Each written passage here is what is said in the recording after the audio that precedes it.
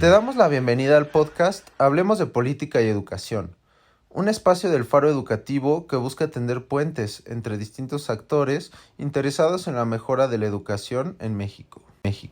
Seguimos con la primera temporada del podcast del Faro Educativo, dedicada a hablar sobre los observatorios ciudadanos de lo educativo, qué hacen, qué deben observar y cómo. En otros episodios ya se ha dicho que un observatorio de lo educativo no solo realiza investigaciones o evaluaciones, sino que también busca tender puentes entre distintos actores de la sociedad civil, la academia, figuras educativas y autoridades. Todo ello con el fin último de incidir en la mejora de la educación. Sin embargo, es muy importante señalar que esta incidencia no es lineal ni sencilla. Los resultados de la investigación y evaluación educativas que realice un equipo de investigadores, evaluadores o integrantes de un observatorio no se traducen de manera automática en un insumo para la elaboración o mejora de las políticas educativas. En el texto, construir puentes entre la investigación y las políticas educativas que se puede encontrar en la descripción del episodio, se revisan algunas formas en que se vinculan la investigación y evaluación, el trabajo de los observatorios y la hechura de las políticas públicas. Así, por ejemplo, un observatorio puede elaborar estudios para generar evidencia o retomar hallazgos de evaluaciones e investigaciones realizadas por otros actores, a fin de traducir el lenguaje técnico de estas y articular datos aislados para transformarlos en argumentos y proponer que se realicen más análisis sobre distintos temas de interés público. De hecho, los observatorios pueden incidir de manera directa o indirecta en el proceso de formulación, diagnóstico, hechura, implementación y evaluación de las políticas educativas. La incidencia será directa cuando estos espacios de investigación y análisis logren posicionar algún tema en la discusión pública o cuando por su expertise sean invitados a participar en la formulación y o monitoreo de las políticas educativas. La incidencia indirecta, por otro lado, sucede cuando los observatorios, a través de lo que investigan, ayudan a colocar debates que posibilitan a la ciudadanía la exigencia de rendición de cuentas de los gobiernos y las autoridades. La investigación y la evaluación educativas pueden beneficiarse de la lectura, interpretación y traducción que hacen los observatorios, lo que a su vez ayuda a recolocar temas en la agenda de discusión. En síntesis, los observatorios ciudadanos pueden fungir como intermediarios entre las políticas públicas y la evaluación e investigación educativas, tendiendo puentes y canales de comunicación. Bueno, pues muy buenas tardes. Gracias por acompañarnos en este tercer episodio del podcast del Faro. Hoy nos acompaña la doctora Silvia Schmelkes, vicerrectora académica de la Universidad Iberoamericana. Silvia es socióloga e investigadora en educación, con maestría en investigación y desarrollo educativo por la Universidad Iberoamericana. Ella es conocida por su trabajo en la educación intercultural y por su libro Hacia una mejor calidad en nuestras escuelas. Ha realizado estudios exploratorios sobre buenas prácticas en programas de apoyo a indígenas en educación superior y publicado más de 150 trabajos entre libros y artículos sobre los temas de calidad de la educación, educación de adultos, formación en valores y educación intercultural. Silvia trabajó como consultora en el Departamento de Investigación Educativa del Instituto Politécnico Nacional, así como para la UNESCO, UNICEF y la OSD. Se desempeñó también como directora del Instituto de Investigaciones para el Desarrollo de la Educación, el INIDE, y su trabajo ha sido publicado en 5 idiomas por instituciones como la Secretaría de Educación Pública, la UNESCO y la Organización de Estados Americanos. Además, en mayo de 2013 fue designada como presidenta del Instituto Nacional para la Evaluación de la Educación, el INEE, cargo que ocupó durante 4 años. Silvia fundó y fue coordinadora general de Educación Intercultural y Bilingüe de la Secretaría de Educación Pública entre el 2001 y 2007 y fungió como presidente del Centro de Investigación e Innovación Educativa de la OCDE del 2002 al 2004. Silvia, muchísimas gracias por estar hoy con nosotros en este episodio del podcast del Faro y donde queremos dialogar contigo sobre el papel que puede jugar la sociedad civil y concretamente la academia, ¿no? A través de estos espacios de observación ciudadana que hemos creado varios investigadores, otros espacios de análisis para elaborar diagnósticos, propuestas, para atender los enormes retos que enfrenta nuestro sistema. Y hoy, obviamente, muy agravados por la pandemia. Entonces, pues para comenzar nuestra conversación, mi primera pregunta contigo sería, ¿por qué es importante observar las políticas o qué debemos observar de las políticas educativas? Y bueno, si mucho fuera también, ¿cómo observarlas? Bienvenida, Silvia, muchas gracias. Gracias, pues muchísimas gracias, Arce. Pues mira, yo creo que el cambio en educación es importante porque el cambio es lo que permite mejorar, ¿no? No todo cambio conduce a la mejora, pero si no hay cambio, no hay mejora. Y como tú bien dices, tenemos como muchos problemas en educación, entonces pues hay muchas cosas que hay que cambiar. Y el cambio, pues en educación procede de muchos lados. Por un lado, por lo que puede suceder en el aula, por la transformación de las prácticas pedagógicas del docente, por la manera como se gestiona la escuela, ¿no? Puede proceder también por algún proyecto que alguna organización de la sociedad civil inicie en una determinada región y involucre, digamos, a las escuelas y a los profesores. Pero yo creo que no podemos negar que una parte muy importante del cambio educativo procede de las políticas educativas, ¿no? Las políticas educativas pues tienen esta capacidad de abarcar el país entero, de trabajar a escala, ¿no? De tener repercusión sobre pues, la población escolar en general, la población en general como consecuencia. Entonces, pues bueno, yo creo que todo cambio educativo es digno de ser estudiado, ¿no? Pero me parece que las políticas educativas, pues de manera muy importante, justamente por eso, ¿no? Por la trascendencia que tienen, por su capacidad de cobertura, de escala, por su impacto, su repercusión. Y entonces, bueno, pues las políticas educativas tienen que observarse porque son ellas las que de alguna manera, no hay ninguna política educativa que se diseñe sin tener un cambio en mente, una teoría de cambio detrás, ¿no? Hay algo que se quiere modificar o que se quiere mejorar o que se quiere ampliar, ¿no? Hay un cambio que está detrás. Y entonces, bueno, pues yo creo que por eso es tan importante estudiar las políticas y creo que, pues lo primero que hay que estudiar es esa teoría de cambio que traen las políticas detrás, ¿no? Qué es lo que quieren cambiar y si la manera como están proponiendo modificarlo, cambiarlo, transformarlo, mejorarlo, pues es la manera como digamos, lo que se sabe respecto de las políticas educativas y de la educación en general, indica que es el camino correcto. Yo creo que, y ahí pues los investigadores, la academia, juega un papel muy importante, ¿no? O sea, entonces de repente tenemos decisiones de política que nos parecen un poquito extrañas, descabelladas, como no conducentes necesariamente a donde se quisieran los cambios, ¿no? Y bueno, los académicos lo saben porque leen experiencias de otros lados, porque tienen la visión histórica de las cosas que han pasado en el propio país en tiempos anteriores, porque conocen la teoría educativa y entonces saben si hay algo que realmente está bien fundamentado como para conducir a la transformación. Entonces, pues eso yo creo que es absolutamente fundamental. Desde un principio, desde su inicio, desde su diseño, poder decir algo acerca de lo certero o no de las políticas que están siendo diseñadas, ¿no? Y bueno, pues todos sabemos que estas cosas no se terminan con el diseño, que lo más importante es cómo se lleva la acción, cómo se implementan las políticas. Y bueno, pues justamente en ese proceso de implementación de las políticas empiezan a entrar en juego pues un conjunto de intereses, ¿no? Y se empiezan a afectar intereses. Y entonces empieza lo político de la política, ¿no? Y muchas veces esto político de la política, por más bien diseñada que esté, pues es lo que impide que la política conduzca a los resultados pretendidos. Entonces, el poder advertir sobre eso me parece que es sumamente importante, ¿no? O sea, que creo que por otra parte es de lo más difícil para un académico, ¿no? O sea, darle seguimiento a la implementación de una política. Pero me parece absolutamente fundamental que sean los académicos los que lo hagan, porque son los que pueden ver a dónde hay digamos, amenazas a que esta teoría de cambio que tiene la política se pueda efectivamente llevar a cabo y que pueda analizar de dónde proceden estas amenazas y en todo caso, si son amenazas reales, cómo se pueden contrarrestar, ¿no?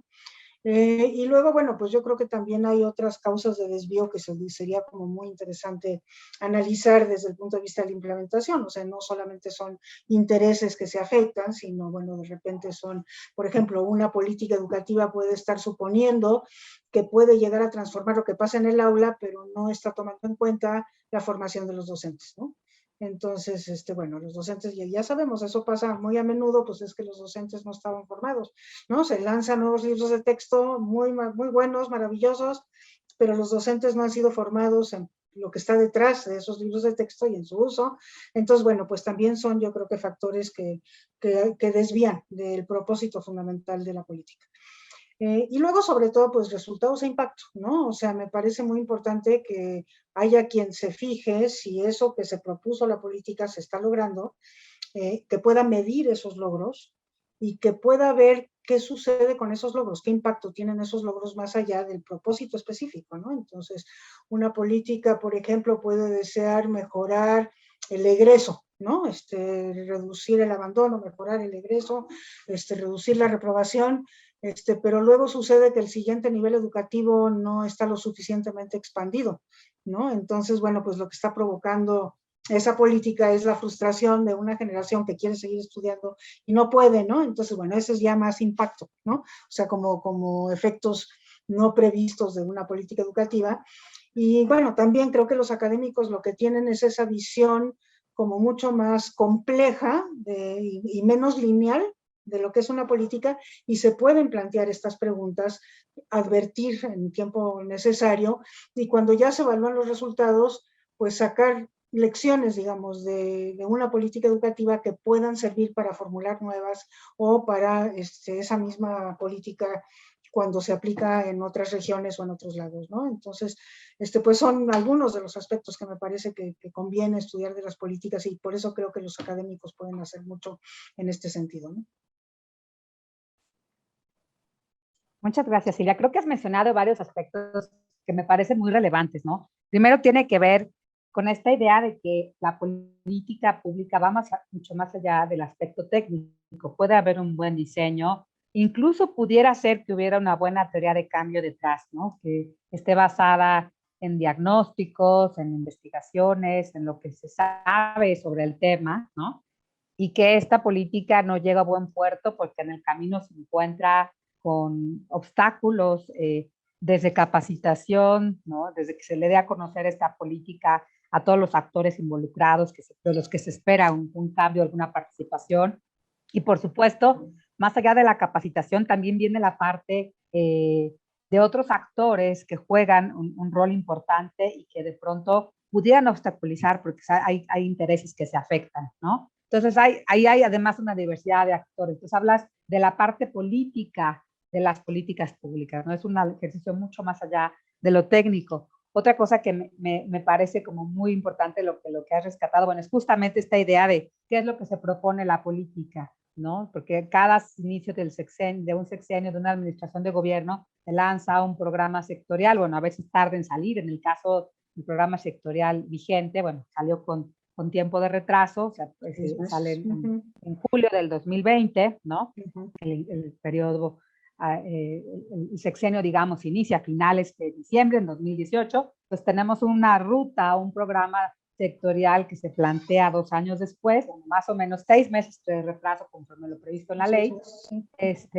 Pero bueno, si esa es la ruta o el plan de trabajo, pues podría, una administración de gobierno puede mirarse o puede evaluarse, ¿no? Sus alcances y su eficacia a partir de que lo que se planteó en este mapa o esta hoja de ruta se atienda, ¿no? Entonces sí, creo que esos son 2 elementos como muy importantes. Hay que observarlo, porque puede haber, como decías, muchos cambios en la escuela, puede haber acciones en individual, buenas prácticas docentes, buenas prácticas escolares, buenas prácticas de gestión, pero habría que estar midiendo el compromiso del Estado mexicano en materia de política educativa, ¿no? Entonces, bueno, otra cosa que me pareció bien interesante lo que acabas de hablar es la integralidad de la política, ¿no? O sea, pues, tendrías que trabajar en distintos ejes simultáneamente si quieres llegar a la meta máxima, por ejemplo, de los logros de aprendizaje, ¿no? O sea, cambiar los aprendizajes, y lo sabemos por las pruebas PISA, lo sabemos por las pruebas en su momento Planea que desarrollaba el INEE, no son cambios que se den fácil o que ocurran pronto, ¿no? Entonces tiene que haber una serie de factores que de manera conjunta abonen a que haya estos cambios, por ejemplo, los aprendizajes. Entonces, bueno, me parece ahí como muy relevante todo lo que se puede incluso observar desde la academia y desde estos espacios de análisis de políticas, ¿no? En los últimos Si años me han dejas comentarte proliferado, una cosa, sí, perdón, porque también preguntaste sobre la sociedad civil y a mí me sí, parece que ahí hay una relación muy estrecha, ¿no? Entre lo que puede hacer la academia y la información que le puede proporcionar a la sociedad para que la sociedad actúe en consecuencia, ponga presión sobre el gobierno para que las cosas se enderecen, esté informado y pueda tomar opciones o decisiones cuando es necesario, por ejemplo, en un ejercicio democrático, ¿no? Que tenga elementos para poder juzgar pues, diferentes plataformas educativas, etcétera. Y entonces, bueno, a mí ahí me parece que lo importante, la academia se tiene que relacionar con el gobierno para decirle estas cosas y para que enderece o ajuste, ¿no? Las políticas, pero también tiene una responsabilidad con la sociedad, porque justamente la responsabilidad es informarla, ¿no? Y lo que queremos es una sociedad informada en materia educativa para que pueda tomar las mejores decisiones y en todo caso ejercer presión cuando es necesario sobre el gobierno, ¿no? Perdón que te interrumpa, Arcelia, pero me parece que es importante también decir eso, ¿no? Sí. no, no, ninguna interrupción, Silvia, al contrario, creo que mencionaba puntos muy importantes. Y más bien yo quería como que abonaras un poquito, ahondaras un poquito más en esta discusión que inicias, bueno, en este diálogo sobre el papel de la academia, ¿no? Aquí has mencionado varios actores. Por un lado, los investigadores de la educación, la academia, pues. Luego está la sociedad civil, que también además ahí la sociedad civil no es homogénea, hay distintos actores, sobre una sociedad civil organizada, no en organizaciones que a veces empujan agendas, algunas son think tanks, otras son muy críticas, otras son denunciantes, otras buscan más espacios de colaboración. La verdad es que es muy plural el espacio, ¿no? Este, pero bueno, son como tender distintos puentes entre academia, sociedad civil, para empujar agendas de política. Pero a los académicos luego nos critican, ¿no? Dicen, ustedes viven en el Olimpo, ¿no? Están generando investigaciones o cosas que no necesariamente se aterrizan o tienen poder para incidir en la hechura de la política pública. ¿Tú qué opinas respecto a los retos que enfrenta la academia, que enfrentamos los investigadores de lo educativo para atender estos puentes y que no vayamos como en un discurso paralelo de lo que tendría que ser el deber ser versus lo que se puede hacer, ¿no? Con las enormes dificultades de presupuesto con la que operan las autoridades a veces en los estados o la autoridad federal para operar cambios. Entonces, ¿qué podemos hacer? Digo, sé que es una pregunta muy difícil y quizá que no tenga una respuesta sencilla, pero ¿cuál es tu opinión respecto a los puentes que podemos tener desde la investigación educativa, desde los espacios de observación y análisis, para hacer una política más basada en evidencia, una política que rinda cuentas? Yo sé que tú participaste del Observatorio Ciudadano de Educación, fuiste una persona clave, como varios de nuestros colegas con los que queremos conversar, ¿no? Investigadores de lo educativo. Ya conversamos con Pedro Flores, también con Margarita Zorrilla, en otros episodios del podcast. Entonces, nos gustaría tener tu opinión respecto al trabajo que hizo el OCE en su momento y sobre los retos que enfrenta la academia. Por favor, lo que tú nos quieras compartir, nos encantará escucharte. Sí. Bueno, pues para responderte, o sea, el puente tiene dos puntas, ¿no? Y hay problemas en cada una de las puntas para que efectivamente este puente funcione, ¿no? Yo creo que hay muchos problemas del lado de quien debería de recibir los resultados de la investigación, ¿no? Que son, pues, del lado político, digamos, del lado de quien toma las decisiones, del lado de quien diseña las políticas, o las puede mejorar o las puede ajustar. Uno de ellos muy importante, pues, es que son personas que no leen, ¿no? O sea, no están, en general, quien toma decisiones de política, pues a lo mejor están asesorados por alguien que lee, pero ellos personalmente no lo hacen, ¿no? Entonces, ha habido muchísimos intentos por parte de la academia por entregarle resultados de investigación de manera mucho más digerida. Eso fue lo que hizo OCE, ¿no? El Observatorio Ciudadano de la Educación pretendía precisamente decir, bueno, no tienes que leer un resultado de investigación que tenga 80 páginas, ¿no? Yo aquí te estoy presentando en un artículo periodístico, pues no solamente el resultado de una investigación, sino de varias que versan sobre un mismo tema y te estoy diciendo lo que dicen respecto de algo que te puede interesar o en lo que estás involucrado, que estás haciendo y demás. Entonces, bueno, pues eso se intentó hacer por el lado de OCE.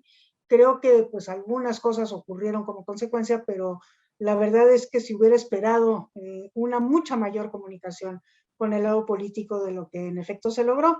El observatorio tuvo una repercusión muy importante en el medio académico, como insumo para la formación de estudiantes, como piezas para la discusión, en debates y en este tipo de cosas, en algunos medios de comunicación también, mucho menos en lo político, ¿no? Yo creo que otro ejemplo de eso es los estados del conocimiento del COMIE.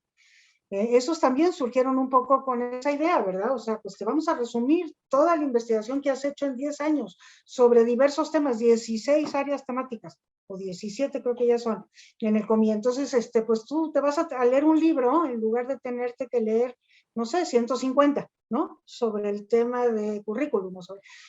Y es investigación realizada en México por investigadores mexicanos sobre problemas de nuestra educación. Entonces, pues imagínate, o sea, ahí te estamos dando un compendio que es oro molido.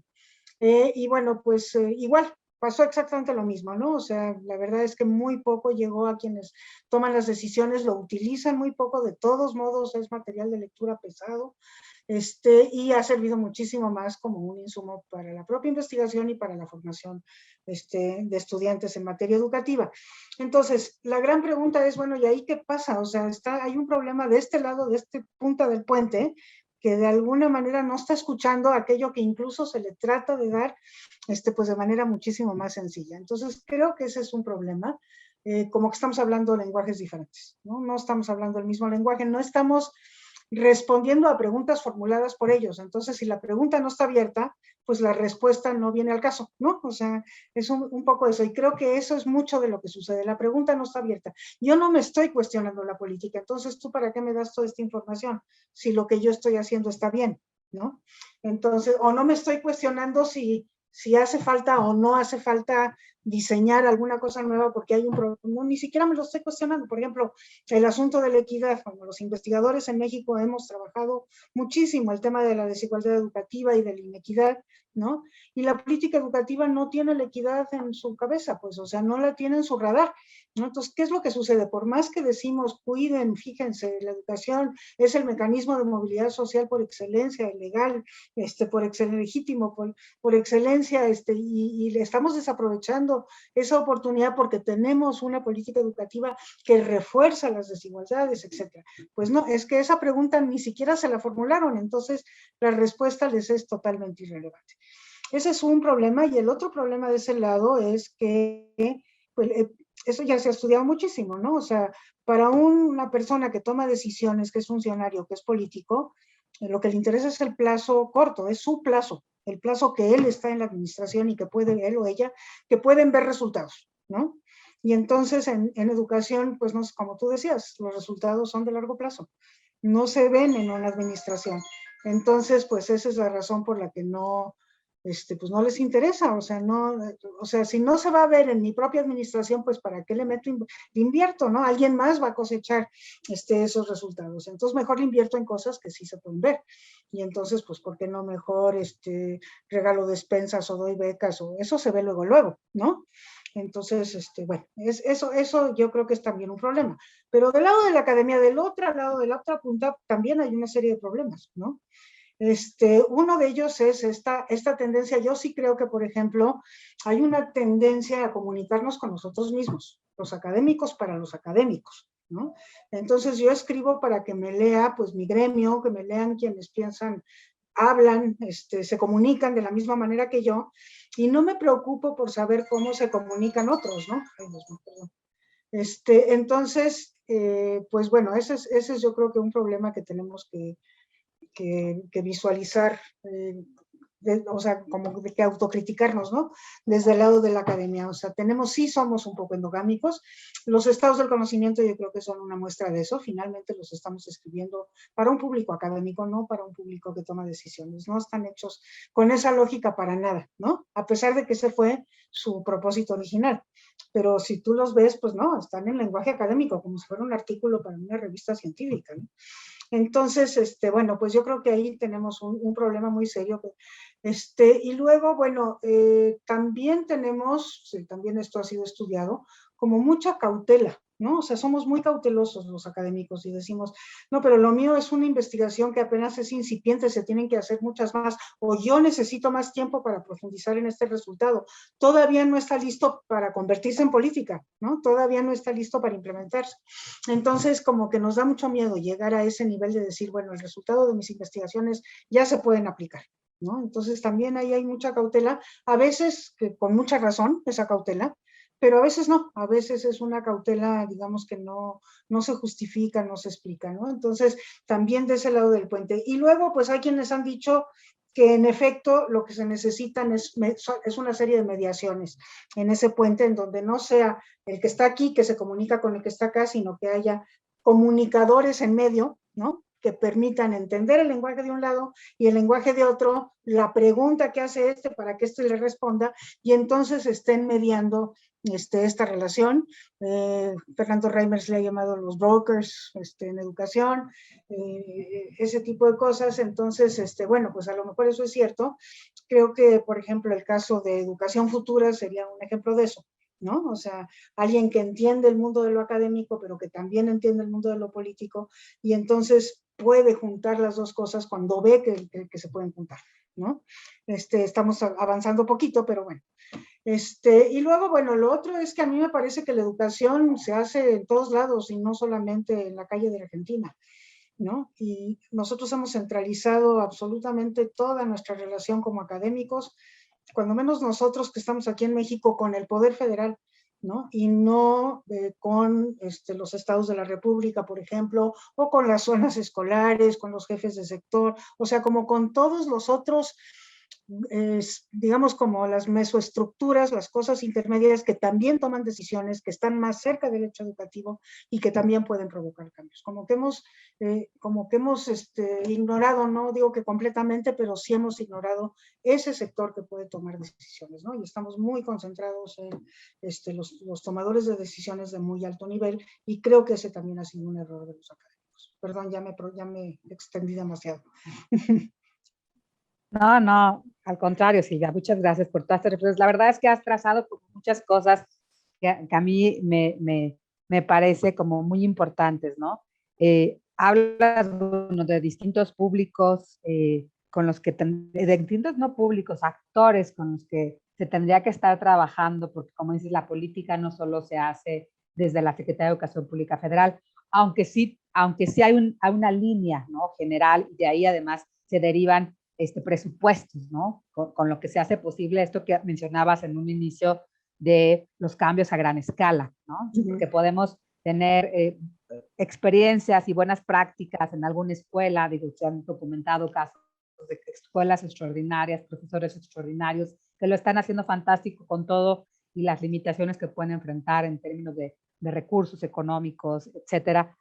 Pero bueno, hay una obligación del Estado, ¿no? Mexicano de garantizar una educación de calidad, y bueno, ahora incluso se le llama de excelencia, bueno, es otro debate, ¿no? Pero entonces sí tendríamos que estar mirando estos distintos puntos en la implementación de la política, quién la diseña, cómo la presupuesta, ¿no? Y cómo eso va bajando hasta aterrizar en las escuelas y mirar desde la escuela qué cosas están haciendo para que la política pudiera retomar cosas desde la escuela y hacer políticas a partir de lo que ya está ocurriendo en las escuelas, con la voz y la visión de los profesores. Bueno, esta parte me parece súper interesante.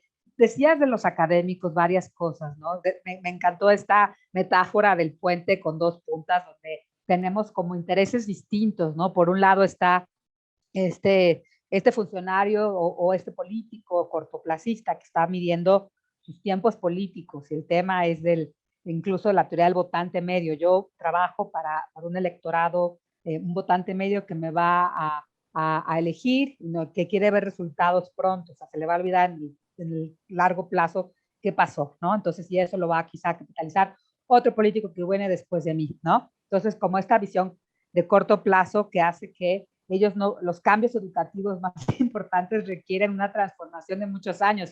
El éxito del sistema educativo finlandés, bueno, sabemos que las diferencias entre México y Finlandia son enormes, pero bueno, son una política sostenida de 40 años, ¿no? Y aquí tenemos como rupturas cada 6 años, al menos en el discurso, y en el tema presupuestal, esta administración marca algo muy importante en términos de cosas que se han recortado.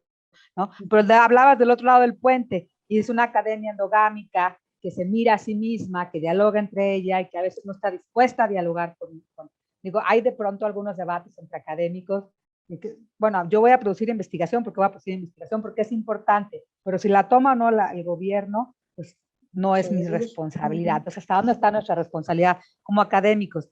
Hay una autora que me gusta mucho que se dedica a hacer la evaluación de políticas norteamericana, ¿no? Carolyn Weiss, que dice que tenemos, Carol Weiss, perdón, que tenemos dos formas o muchas formas de incidir cuando hacemos investigación y evaluación de políticas. Y una forma es la iluminativa, como echar luz en problemas, arrojar luz en problemas, ¿no? Para colocarlos de una agenda pública a una agenda de gobierno, ¿no? Insistir. Y otra parte que es instrumental, ¿no? Y aquí operan agencias evaluadoras que a lo mejor trabajan muy de cerca con gobierno y que responden a esto que tú decías, las preguntas que el gobierno se está haciendo y que quiere que la academia o un grupo de evaluadores le responda. Pero son dos perfiles muy distintos y dentro de esos perfiles hay variantes, ¿no? Y bueno, entonces la pregunta no es fácil, ¿no? Pero ¿qué tendríamos que hacer, ¿no? Quizás hacer una forma distinta de investigación. De pronto hay el tema de, bueno, si hay oídos sordos del lado de una de las puntas, quizá entonces lo que tenemos que hacer es una denuncia, ¿no? Pero hay otras visiones, no, construyamos puentes, dialoguemos con autoridades. No sé, me parece un tema muy complicado, pero me gustaría una reflexión final de todas estas partes que has señalado, que me parecen muy importantes porque das en varios puntos importantes. ¿Qué podríamos hacer distinto en esta coyuntura, en este momento, para tratar de incidir y de que las políticas públicas en el ámbito educativo se hagan a partir de la información disponible, de lo que ya sabemos que funciona, ¿no? Y sin menos ocurrencias? Esa sería como mi pregunta final. Sí, pues mira, es una pregunta difícil que todo el mundo se ha formulado y nadie encuentra respuesta. Yo tengo la experiencia de haber trabajado, yo creo que no sé si son 4 o 5 proyectos de política educativa de largo plazo basadas en evidencias, ¿no? Que los hemos hecho otra vez académicos para entregarle a los tomadores de decisiones generalmente a principios de sexenio, ¿no? Para que lo tomen y entonces puedan proyectar hacia adelante. Y son en general documentos de política, bueno, te digo, son fácilmente 6, o sea, ya cuando estaba yo haciendo el último decía, pero yo ya pasé por esto muchas veces y tampoco veo que suceda nada, pero creo que las circunstancias no se prestaron y que quizás el ejercicio más exitoso en ese sentido fue el programa sectorial de Reyes Tamés, que fue con Fox, ¿no? Porque ahí sí nos sentamos funcionarios y académicos a elaborar el programa sectorial. Y creo que es el mejor programa sectorial. Bueno, creo que hay 2 programas sectoriales en la historia que destacan, ¿no? Uno es el que hizo Porfirio Muñoz Ledo el año que estuvo como secretario de Educación, que hizo un programa sectorial extraordinario. También pidió muchísimo apoyo de académicos. Ahí estuvo Carlos Muñoz Izquierdo asesorándolo, por ejemplo, ¿no? Pero este otro programa, yo no sé si ustedes han tenido oportunidad de verlo, es un programa realmente pues, de muchísima profundidad, con muchísima fundamentación de evidencia y que tira a largo plazo, o sea, que va más allá de un periodo sexenal. Que sí desglosa con muchísimo detalle lo que se tiene que hacer en un sexenio, pero tiene objetivos que lo trascienden. Entonces, ¿ahí qué fue lo que sucedió? Pues que nos sentamos junto con los funcionarios a trabajarlo, ¿no? Esa fue la grandísima diferencia. Entonces, bueno, pues hubo un proceso de apropiación, y ahí ya estaban, digamos, no solamente estaba nombrado el secretario de Educación Pública, estaban todos los subsecretarios, que eran los responsables de planear sectorialmente su campo de acción, ¿no? La básica, la media superior, la superior. Y entonces, bueno, pues lo que estuvimos haciendo el grupo de académicos que estuvimos trabajando con ellos, pues fue alimentarlos de muchísima información y ayudar a concretar una política sectorial. Entonces, eso fue, digamos, y otra vez volvemos a la cosa de cómo se evalúan las políticas, ¿no? Yo digo que se puede evaluar el diseño de esa política, de esa gran macropolítica, son muchas políticas, de la macropolítica como, pues te digo, una de las mejores que se ha hecho, después vinieron los problemas de la implementación, ¿no? O sea, que eso que es maravilloso que se planeó, pues no se pudo llevar a cabo, se tardó mucho en llevarse a cabo y entonces ya fue demasiado tarde y ya agarró el final de sexenio, ya no pudo agarrar inercia ni momentum. Entonces, bueno, y entonces, claro, hubiera requerido tener un proceso de investigación que siguiera la propia política, que hubo un mecanismo al interior, que no me acuerdo cómo se llamó en este momento, que sí fue un mecanismo de monitoreo muy, o sea, seguía los indicadores de cada una de las metas que se había propuesto ahí, pero curiosamente ese monitoreo no retroalimentó la marcha de la política, no la retroalimentó, se hizo y yo creo que fue un adelanto metodológico muy interesante, pero no la retroalimentó. Entonces, pues yo digo que ese es un camino, ¿no? El camino es, bueno, ¿cómo te sientas junto con, ¿no?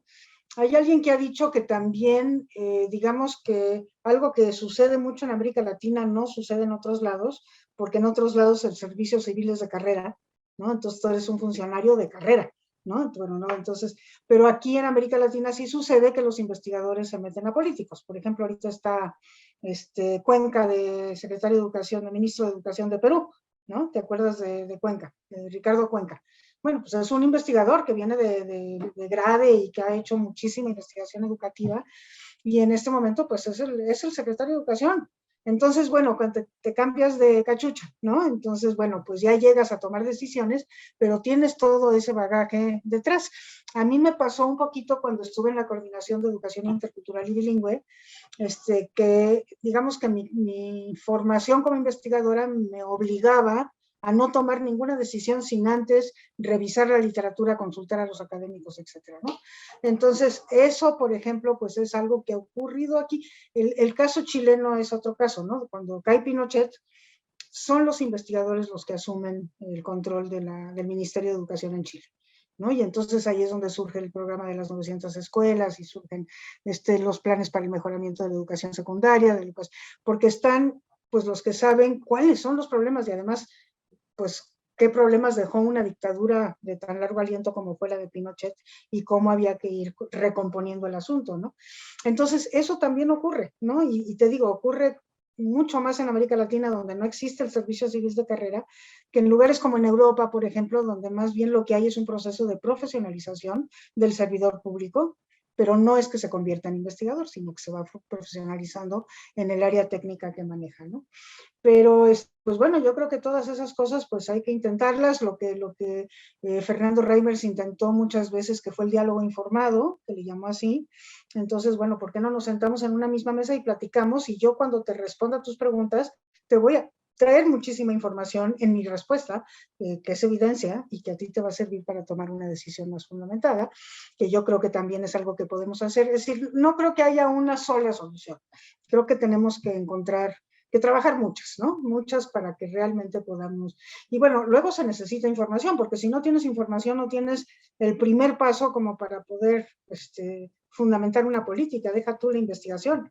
Y ahorita no tenemos ni siquiera información, en parte como consecuencia de la pandemia, en parte como consecuencia del desmantelamiento de instituciones que la generaban, ¿no? Eso es.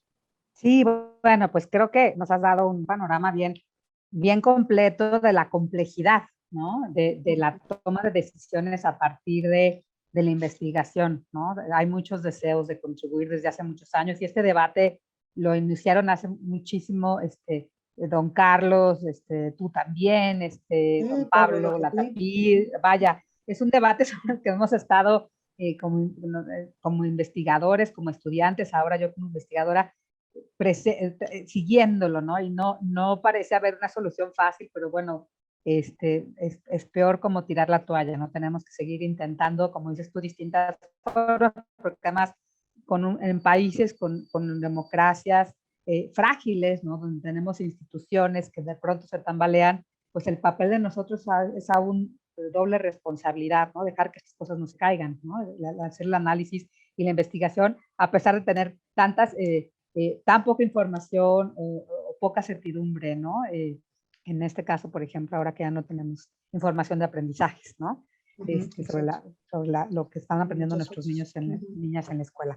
Pues Pues yo te agradezco mucho, Silvia. La verdad es que es un placer escucharte y nos quedamos con muchas reflexiones y con ganas de que vuelvas a participar en el podcast. Te agradecemos mucho y pues, mil gracias por tu No, pues muchas gracias por invitarme, Arce, y pues yo creo que pues lo que ustedes están haciendo en el Faro pues es uno de estos caminos, ¿no? Que se tiene que buscar y ustedes están asumiendo, yo creo que ese doble rol del que hablaba al principio, ¿no? Por un lado, comunícate con quien toma decisiones, pero por otro lado, informa a la sociedad para que la sociedad también pueda impulsar la mejor toma de decisiones, ¿no?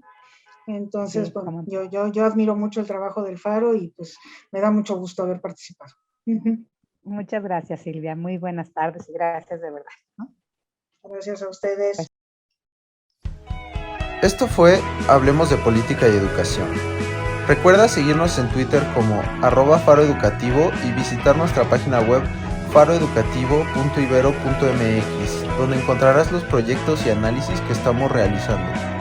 Te invitamos a escucharnos pronto en nuestro próximo episodio.